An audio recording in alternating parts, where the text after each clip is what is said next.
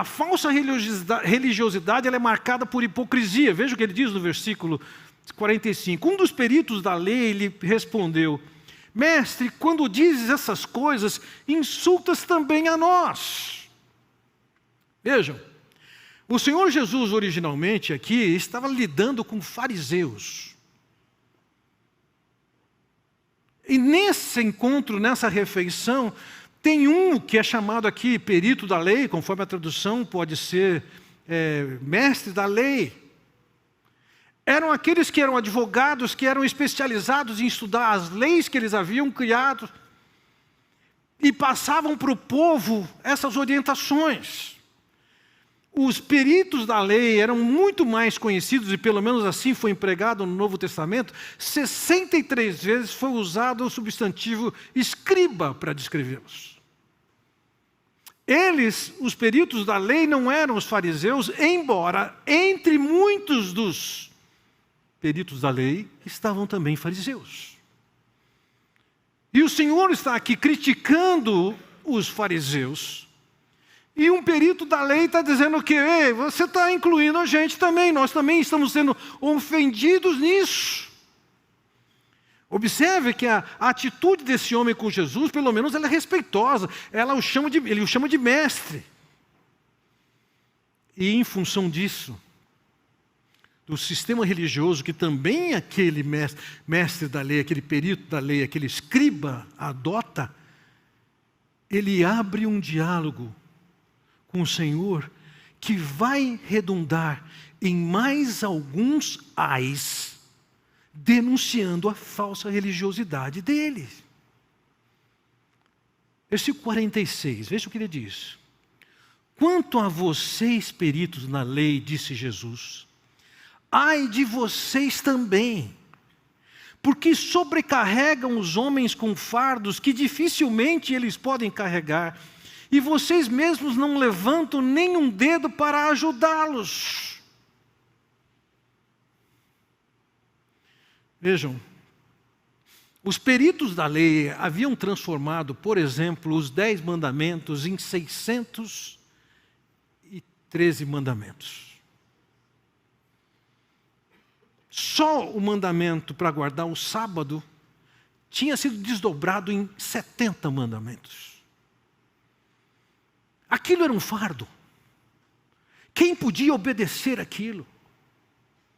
Aliás, o propósito de Deus não é que a gente guarde a lei. Vamos lembrar o seguinte, por mais que a gente faça, ninguém pode realizar as exigências da lei. Em Romanos capítulo 3, versículo 20, ele diz, visto que ninguém será justificado diante dele por obras da lei, em razão de que pela lei vem o pleno conhecimento do pecado. Quanto mais tentarmos obedecer à lei de Deus, mais nós temos consciência da nossa incapacidade de andar dentro dos padrões de Deus. Quando temos consciência da nossa culpa, nós podemos entender a beleza da mensagem de Cristo, que veio e morreu por nós, pagou as nossas culpas.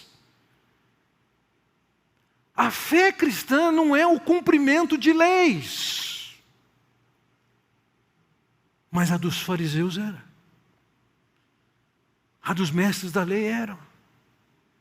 Era cumprir um monte de lei, e aquele povo está sendo abordado com um ensino de não pode, não pode, não toca, não faz. Como se isso fosse a mensagem de Deus. E o Senhor os condena por quê? É impossível que eles pratiquem o que eles estão exigindo, e pior ainda, eles colocam esse fardo pesado, e a palavra grega empregada aqui para isso é um fardo que as pessoas não podem carregar. E diz assim, e vocês não mexem nem o dedo para ajudar de alguma maneira. Eles eram hipócritas. Eles colocavam sobre as demais pessoas um peso de culpa.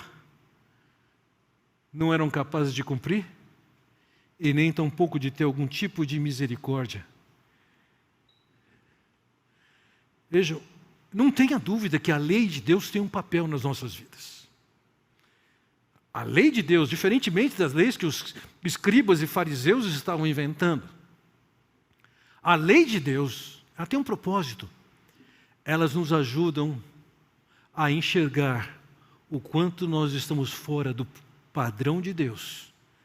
E com nossas culpas podemos chegar ao Senhor Jesus, pela sua misericórdia e compaixão. Não é que Deus tira a sua lei porque não existe nenhuma lei. A lei tem um papel. Mas uma vez que nós temos consciência do nosso pecado, o que nós vamos fazer? É o Senhor Jesus que diz em Mateus capítulo 11, venham a mim todos os que estão cansados e sobrecarregados, e eu lhes darei descanso.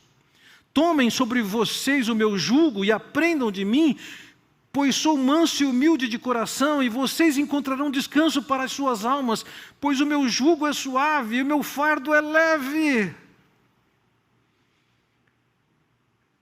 O Senhor Jesus, quando lidou com a culpa das pessoas, Ele lidou com tirar o fardo que elas tinham e colocar um fardo mais leve que é o dele. O Senhor Jesus não foi motivo e instrumento de aguçar a culpa daquelas pessoas que já tinham suas culpas.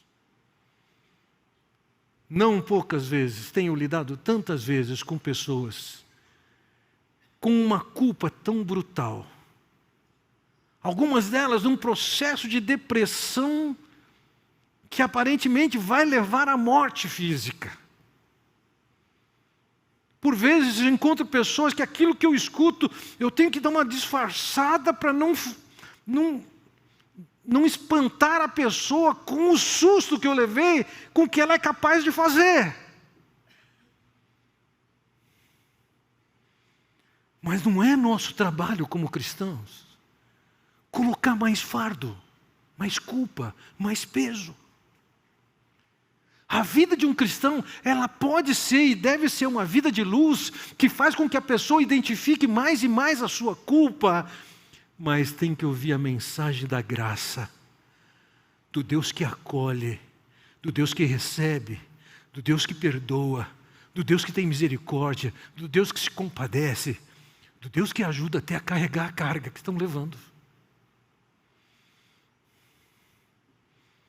A religião deles era uma religião, conforme nós vimos aqui, era uma religião que era hipócrita. Eles mesmos não cumpriam, mas colocavam os pesos sobre os demais, e os demais continuavam nas suas culpas. E aí eu pergunto,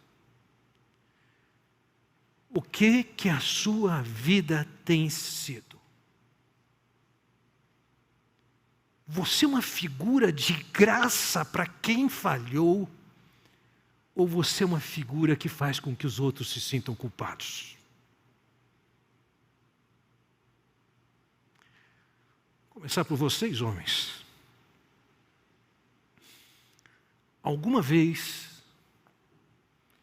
você torceu um pouquinho a história numa conversa um pouco mais acirrada com a sua esposa, e você conseguiu com um êxito fazê-la se sentir culpada ou errada? Não precisa levantar a mão, não. Você é um instrumento de graça e bondade e acolhimento em casa? Ou você é um instrumento que faz com que alguém se sinta mais culpado? Isso é típico da religião falsa. Ao invés de trazer bondade e acolhimento,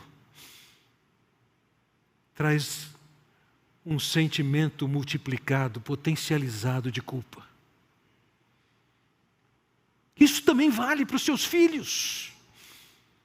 Quantos de vocês têm consciência de que seus filhos são menos do que você gostaria que eles fossem em termos de piedade? Triste história, triste relato, mas e daí? Você representa aquele ou aquela que condena e traz fardo, ou você é alguém que está transmitindo com os braços abertos um amor pelos seus filhos, mesmo que eles estejam longe do Senhor? A falsa religiosidade coloca a culpa no outro. A religiosidade verdadeira, ela acolhe. Será que você tem exigido das demais pessoas mais do que você tem exigido de você mesmo?